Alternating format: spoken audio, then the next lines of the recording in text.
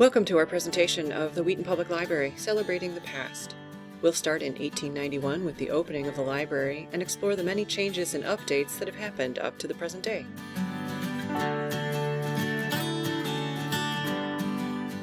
Beginnings. The Wheaton Public Library from 1891 to 1965. The original library building was called the Adams Memorial Library. It was located on the southeast corner of Main Street and Wesley. It is the present location of the DuPage County Historical Museum. It was built by John Quincy Adams, who was a fourth cousin of the 6th President of the United States, in memory of his wife, Marilla Phipps Adams. Marilla had died of tuberculosis in her late 30s, leaving behind 2 children. It was the second public library built in DuPage County after Downers Grove.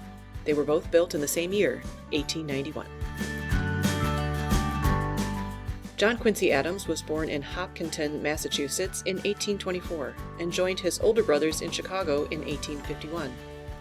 They built a very successful grain business which led to a seat on the Chicago Board of Trade. John Quincy Adams was equally successful in the real estate business by buying land in Chicago's business district. In 1876, 2 years after Marilla died, John Quincy Adams bought the Child's Block, known today as Adams Park, and moved to Wheaton with his 2 children. He wanted a rural town near enough to Chicago so that he could go regularly to the city to conduct business. Wheaton at that point had a population of under 2,000 people. In 1888, he had the house moved to another location in Wheaton and built the large and beautiful Queen Anne-style home in the picture that you see on the screen. At the time, it was the largest private home in Wheaton. John Quincy Adams died in 1899, and his funeral was held from his residence 3 days later.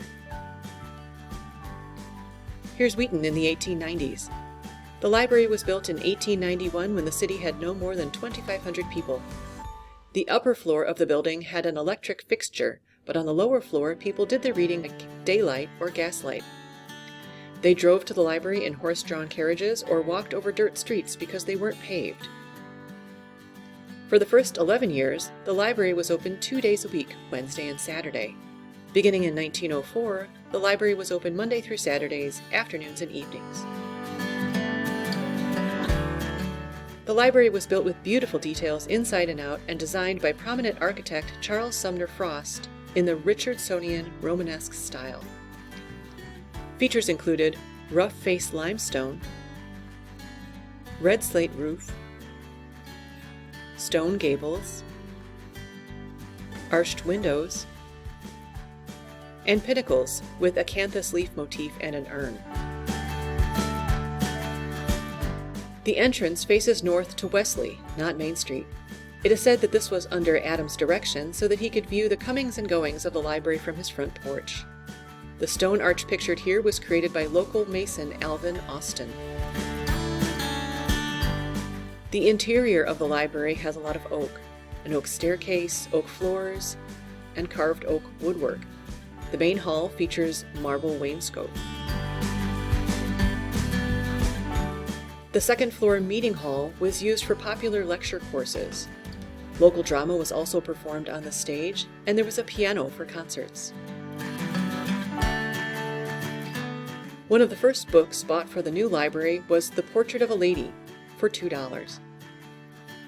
The library still owns the book, but not that copy. And now it's available in various formats: audiobook, ebook, and large type. To run the new library, Adams created an endowment which included income from several Chicago properties. The income from those properties was used for expenses and also for the initial book purchases of $3,000, which bought over 2,700 books. The endowment completely supported the library until 1923. That was 32 years. In that year, the library became tax-supported and the name changed to Wheaton Public Library. The Adams Board continued to own the building and add to the reference collection. Catherine Adams Wells was the daughter of John Quincy Adams, and she was the first Wheaton Public Library librarian. She lived in the Adams home across the street until nearly 1942. Catherine Adams Wells introduced the Dewey Decimal System to the library. The Adams Memorial Library was one of the first libraries in Illinois to use the Dewey Decimal System. She worked without pay at the library and continued the philanthropic work of her father. This included a $50,000 bequest to the library. That's over $700,000 in today's dollars. She gave the city of Wheaton the land on which her home stood. She also provided the means to have the house demolished and transformed into a park. She left $5,000 with which to landscape the land. Her will also directed that no buildings of any sort ever be placed on or built on the property. The list of organizations and people she left money to was quite long, as reported in the Daily Journal. In all, her property and holdings were worth nearly $2 million in 1942. Today's value is nearly $30 million. She was also responsible for the installation of 2 murals. The second floor was converted into the children's room in 1932. You can see one of the 2 murals in the background. Both murals were painted by Otto Haake, and they now reside at the DuPage County Courthouse. Changing with the times. The Wheaton Public Library from 1965 to 1979. By the early 1960s, Wheaton had a population of 25,000 people, and Wheaton needed a larger library. The original library no longer had enough stack area for books or seating, and very little parking. Land was acquired at the northwest corner of Cross and Seminary Streets, and this building opened in 1965. The front door opened onto Cross Street, facing Adams Park. The groundbreaking was held on July 3, 1964.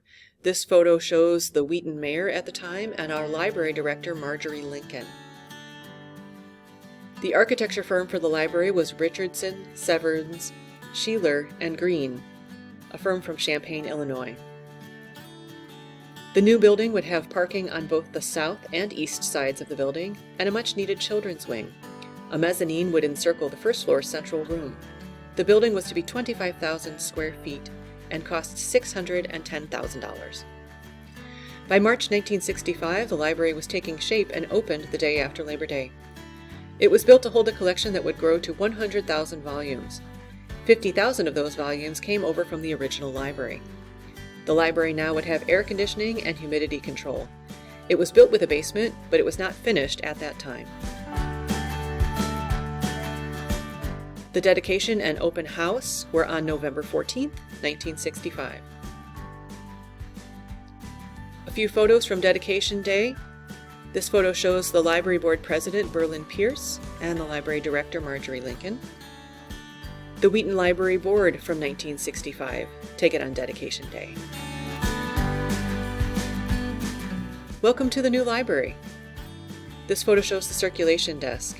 It is approximately in the same place as the current self-check area. The area to the right includes the card catalog and adult nonfiction. The children's wing was located in the northeast corner of the library, where the Teen and the Tech Center are currently located.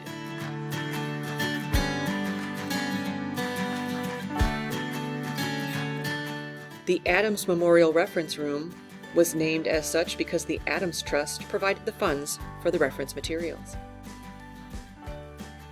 This is the Adult Quiet Room. It was located in the southwest corner of the library on the first floor. In the current building, this corresponds approximately with the new book area. The mezzanine level was on the second floor of the building. This photo shows the LP collection, which was quite sizable, and in the background you can see the picture racks. Art was on display for everyone to enjoy on the mezzanine level. Behind that art wall from the previous slide was the McCormick Meeting Room. The McCormick Meeting Room had a seating capacity of 80 to 100 people. Guests would have to use stairs to access the room as there was no elevator. State-of-the-art technology in 1965. Wheaton North High School students used earphones to select a record in this photo. The record section had contemporary recordings, operatic recordings, and language records. This is an Edna lamp. It was used for lighting and magnifying small print, and was purchased by friends of the library. This photo shows 2 former library directors. It was taken during the Library Week celebration in April 1970. On the left is Marjorie Lincoln, and on the right is Sarah Meisels. Finishing it off, 1972 to 73. More space was needed for adult services and the children's area. As part of the long-range plan, when the building was built in 1965, the lower level was finished and the children's department moved downstairs. The round imaginative room called the Storyhouse Marsh, which is found in the children's department even today, was built at that time for films and puppet shows. The dedication was held on Sunday, February 25, 1973. Here are a few photos from that dedication day. This photo is of the Wheaton Library Board. Berlin Pierce was president of the board at that time, and you can see some familiar faces from the previous library board photo. And some patrons checking out their books. Onward and Upward, the Wheaton Public Library from 1979 to 2004. In the 1970s, the city and collection grew even more. The library once again needed more book space, seating, and parking. The new two-story addition doubled the size of the building. The cost was $1.4 million. It added space to an ever-growing children's department, a large meeting room, and a kitchen. All the nonfiction was moved to the second floor. The west entrance facing Adams Park was closed, and the new entrance was moved to the east side. This is the complete library building in 1979. The groundbreaking was held on March 30th, 1977. Ralph Barger was mayor of Wheaton at this groundbreaking. It was held at the south end of the building because this is where the expansion was to be added. The same architects were used that designed the 1965 building. More land from the block was also acquired for parking. The library opened with the new addition in August 1978. An open house and dedication was held on May 6, 1979. This is what the interior of the building looked like. You can see that there is quite a bit more space. The nonfiction collection moved up to the second floor of the building. These are photos of the first and the second floor. This is the new McCormick Room. It moved from the second floor mezzanine level to the lower level. It could hold an additional 20 to 30 people. During the building of the addition, Marjorie Lincoln retired. She became the head librarian in 1950 and retired in 1978. She recalled the days when at the Adams Memorial Library, when her first chore in her daily routine was stoking the coal furnace in the basement. Sarah Mizels, pictured here on the right, became the director. During the 80s and 90s, the library added and used technology of the day. The library has used the OCLC database since July 1981. OCLC is used for cataloging books and interlibrary loan. The terminal in the photo at right is an OCLC terminal from 1983. In January 1984, public access computers became available. Pictured at left is an Apple IIe. Videotapes in VHS and beta formats became available at the library in 1985. The online library catalog premiered on May 21, 1993. Checkout of materials by the Circulation Department began on July 20th. Many reference sources were added on CD-ROM. These included Phone Disc, which was a phone book on CD-ROM form, the World Book Encyclopedia, and General Business File. Books on audio tape also became available, and Internet access for the public became available in 1996. In 2001, the library reached a milestone by checking out over 1 million items. The collection had grown to over 350,000 books and 37,000 audiovisual items. Additional computer workstations were being added as well. The library needed more space for materials, computers, and people. Addition and renovation. The Wheaton Public Library from 2004 to 2007. A 3-story addition was planned for the library building. The 1-story section on the north half of the building was to be demolished, with the concrete footing removed and a new foundation dug to extend the lower level. Then an additional 3 stories added, increasing the size of the library to 124,000 square feet. The remaining original building would be renovated. The entire process took more than 2 years to complete. The groundbreaking was held on December 9, 2004. This photo shows members of the library board, the city council, Bully and Andrews, who were the contractors, and Burnage, Castle and Associates, who were the architects, as well as library staff. Demolition began on December 21, 2004. The one-story section of the building was torn down to make room for the three-story addition.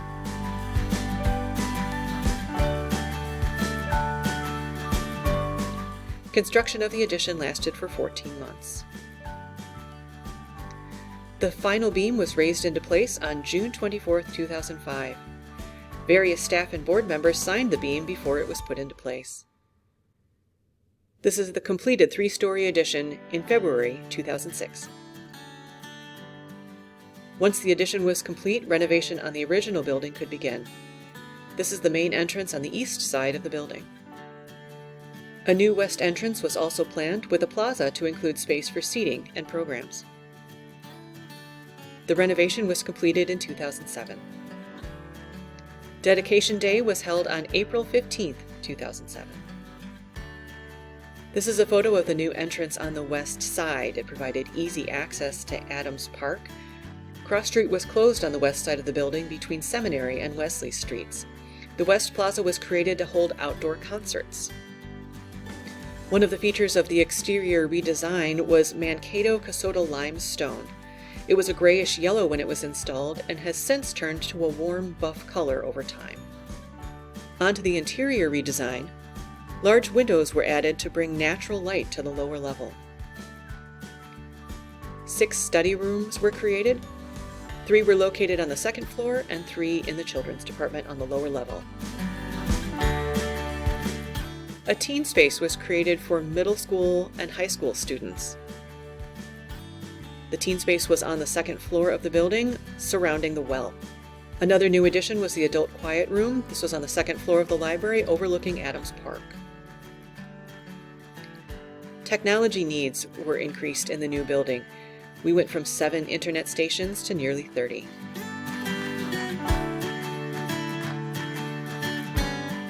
The Story House Marsh was updated. It was beautifully painted in a marsh and bird theme. The artist can be seen in the first picture. A space called the Parkview Commons was built in 2007 and eventually became the Cafe on the Park, which opened in March 2016. It was located on the first floor of the building with access to the park and to the library. Continued transformation.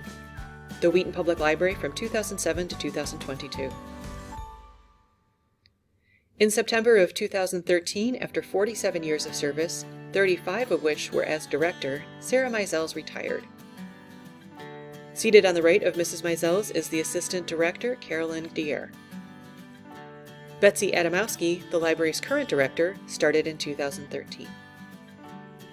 Things have continued to change in the last decade. In 2007, this was the circulation desk and hold area. In 2021, there were 2 smaller desks built to replace the original circulation desk. The area where the original circulation desk was located is now home to the self-checkout stations and holds. In 2007, the reference desk was on the first floor of the library. That same area is now home to the new fiction and the new nonfiction collection, while the reference desk itself is now up on the second floor, and instead of 1 large desk is 2 smaller desks. In 2007, the large print collection was just outside the Parkview Commons area. That area is now an eating space and is home to the El Tiro Cafe, which replaced Cafe on the Park in 2021. In 2007, this area housed the new book collection.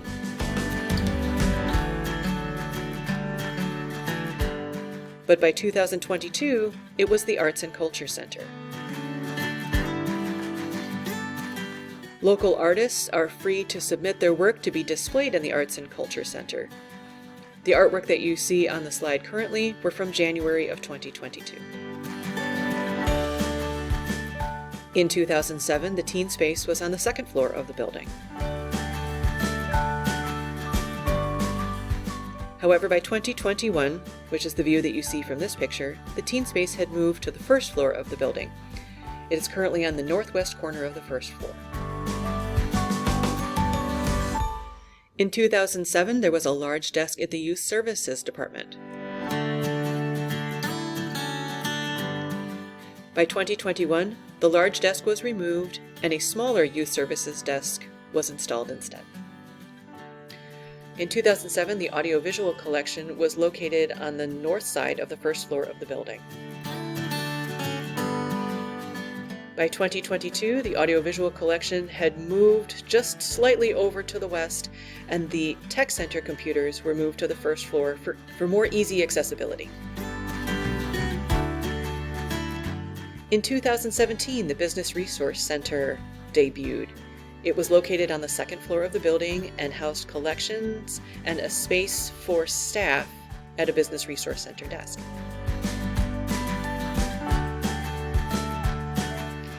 Coming soon, the Business Resource Center is rebranding and will become Ignite, resources for business, career, and lifelong learning.